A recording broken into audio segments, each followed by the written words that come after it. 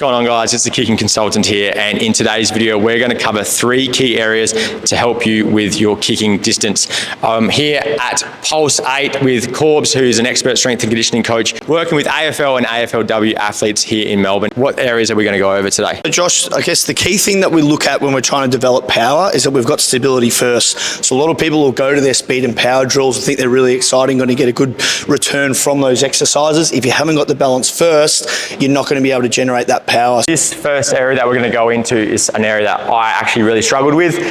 Quite tight hips, having hip surgery on both legs, but mobility is going to be super important for your kicking to be able to get your leg really far back in the backswing, so then it has room to accelerate in the forward swing. So in that lunge position, getting that work through the quad, and then if you want to reach arm up and lean a little bit forward into it, we're going to work a bit of the psoas here, coming right down through the front. So then that's really opening up that hip, seeing it like we are when we're in that backswing position. Really important, again, with that hip mobility, we worked on going in that backswing, but really opening up the hip, and this would be really important, probably more for footy, but actually with punting, when we're doing like our rollout drop punt style, really getting the hips into it. So we're going to come over to this wall and do some airplanes. The club's going to set up, kind of going on about a 45-degree angle, and then if we go right leg, and then he's just going to open up his hip, perfect. So bring that foot around, keep coming, keep twisting, perfect. Opening up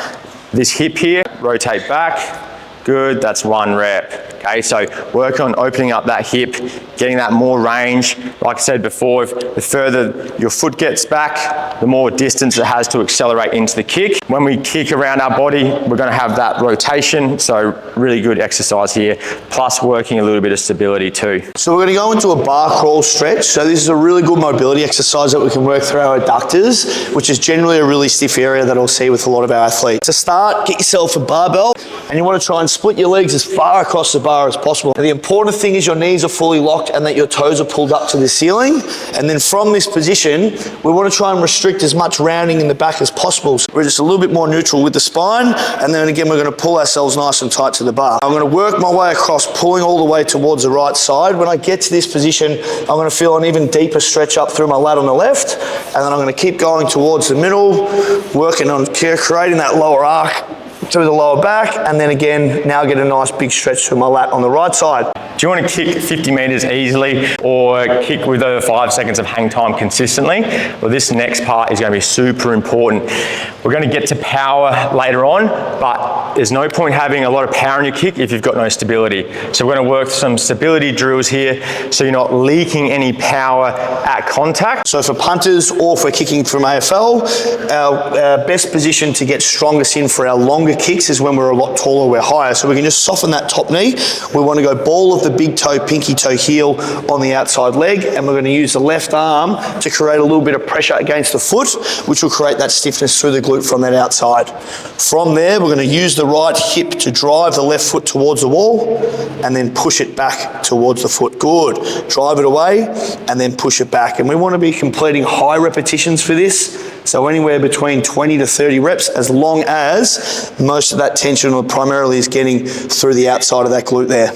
These are some drills that I have my punters doing, and we're going to use this Bosu ball. So it's going to create a bit of instability from the surface, and it's really going to work that glute med to cause some stability. Kind of coming into that single leg RDL, out, stretch, and then drive that knee, okay? Nice and controlled. Drive the knee. Then from there, I actually like to do a loaded leg swing. So very punting, kicking specific exercise. You're going to come on that one leg and then swing through.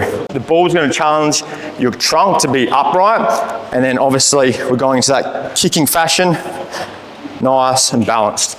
Now obviously when we punt or kick, we're not really going to have that unstable surface unless the ground's super wet. It's really just there to really work your glute med. And next we're going to go into an exercise or create a bit more dynamic instability without that changing surface. All right guys, if you are liking this video so far and are getting something out of it, please smash that thumbs up button. And this final exercise that we're going to do to increase your stability and efficiency through your kick is a chaos step up. A lot of the things or a lot of components that we're going to have to find strength in is going to be reactive. So with the weight obviously bouncing and moving around, it's just creating a more specific or a randomized contraction for the nervous system to try and generate. So really good exercise, like I said, for advanced guys. Even with that, we can actually make it offsetted. So I've got Josh here with 2 kettlebells out of the same weight. If we were to make them different, so you can go 50% heavier on one side, obviously then it just creates that little bit more challenging offset position as well. If you would like to get access to my workout templates with hundreds of the best exercises that I use to prescribe to my punters, then click the top link in the description and download your copy now. Have you ever wondered why people with skinny legs like me can still kick reasonably far? Well, it's because they have that foot speed. Taller people with better leverage are going to be able to kick further and higher, but 99% of kicking for distance or for hang time is going to come from your foot speed through powerful exercises like we're going to go over here. This first exercise is a drop jump or a depth jump, because the main thing with this is when Corbs jumps down, he's going to land and come down into a 90-degree angle at his knee, because that's that position where we get in our backswing, right? So this is going to train our stretch shortening cycle, which essentially is just a phenomenon where your muscle can create more force and speed by undergoing an active stretch before an immediate contraction. You're going to drop down, 90-degree bend, and explode up. Perfect. So you see he gets that depth. It's not just a quick reaction like you might see for when we want to, say, train jumping. This is really that kicking specific, like I said, getting into that backswing. The height of the box does matter. If you're dropping from a shallow depth, you're obviously not going to generate as much speed from gravity into the ground, and we really do want to quite load that up, because the more we're activating when we're in that braking phase, the more we're going to then recruit to explode up in the concentric phase. We need to make sure we're at least going from knee height. The next thing we can do is load it up with some dumbbells. Loading up with about 10 to 30% of your body weight to essentially trick your muscles into thinking that you're going to be jumping heavier. Like I mentioned before, we're going to recruit more in that braking phase, really loading up so then we can explode up. Jump, good, perfect. Okay, so really important, the difference here is now we're jumping up onto a box, because I won't want you landing on the dumbbells. When you jump up onto the box, don't just jump to the height of the box like Corbs did. Gets really high, and then this is just here to break your fall and land softly. Now continue on with our plyo AEL is a broad jump. So same thing before, I'm gonna come down, drop, and jump out as far as I can. So what we're doing there is essentially tricking the body, thinking that it's going to be going heavier than what it is, recruiting more muscles to then produce more force. Think of it when you go pick up a cup of water, you think it's full, but it's actually empty. It's kind of what we're doing there.